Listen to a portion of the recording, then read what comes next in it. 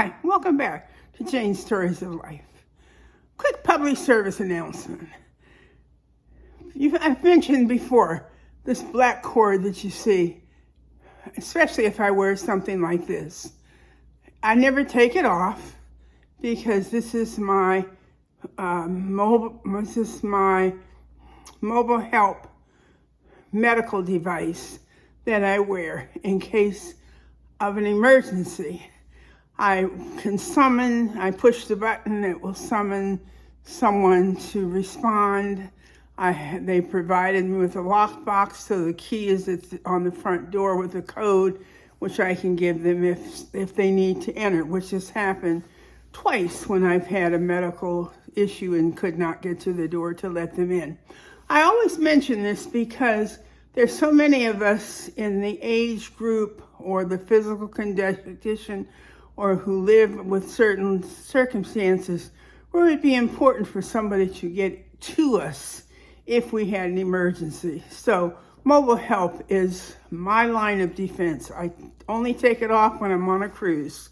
That's it. I sleep in it, shower in it, everything else. Okay, let me go on with today's topic. Recently, just this past week and a half, I joined a virtual book club.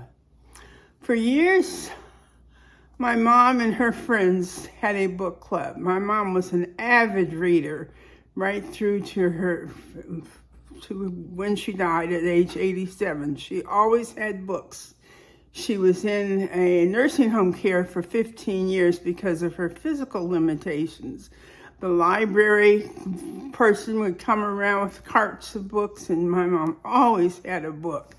The book club that she and her friends had in Cleveland started when they were probably in their early 30s, maybe their late 20s, and they continued to meet monthly until they were approaching 70. So reading is something that she certainly enjoyed. I certainly enjoy. Our granddaughter Morgan was never without a book in her hand. So it's just something that's good active. Reading is fundamental. When I was in Dover, there was a group of us who were started by Sora Valerie Lynn Roach, who was a wonderful Sora who read constantly, and she decided to get some other readers together. So once a month we met, only we met in restaurants.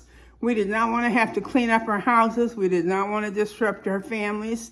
So once a month we met somewhere and had dinner and discussed whatever the book was for the month. I enjoyed that so much. There's nothing like a fellowship of readers. I was the oldest of the group. I was probably a good, at least 15 years older than the others. And it was funny because they were like the what can I say? Not censoring board, but when certain books, when we were going to read them, they would say, Jane, you might want to be aware that this book may have some language that you may not be comfortable with, or there may be some topics in this book that may be a little, and they were delicately trying to say that some things were things that maybe the age gap would be evident because of some of the things that we were reading. But we had a good time. We had a couple really funny things that happened at two of our Olive Garden meetings. One when one of the server jumped right into our conversation, and he was just as animated. Oh yeah, girl, such and such and such and such. And one other time there was a customer who overheard us and asked us if one of us would be willing to read the book that he had written. And so Sora Denise Barnes agreed to do that, and she said afterwards, oh boy, he had a long way to go.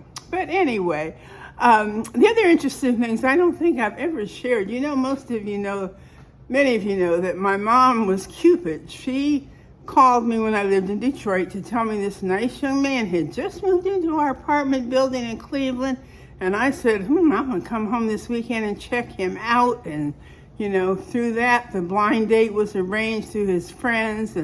And that was my meeting of Morgan. Well, my mom had met Morgan before because Morgan was a returned Peace Corps volunteer. He volunteered for 2 years in India. And prior to moving into the apartment building my mom lived in, Morgan had been a guest speaker at their book club meetings. So she knew Morgan even before he moved in and before she decided that he would be this is a son-in-law potential here, which he was for 51 years. So what can we say?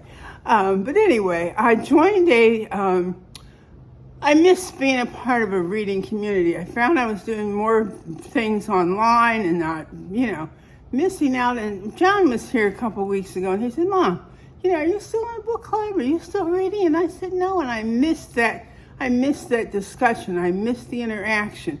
And so I went online and found a book club here in Orlando, a virtual book club, which I joined, and I will be going to the first virtual meeting next week. So I'm looking forward to that. I'm enjoying getting back into reading. I have a Kindle that has I've put many books on it. So, sometimes you have to go back to things. You have to remember, what things did I enjoy doing that I haven't done lately? I've spent time reading things on Facebook and things on the computer, but I hadn't been reading books lately, so I'm excited. I'm looking forward to that. And I had, as I say, the book club in Dover, the Literary Ladies. Oh my.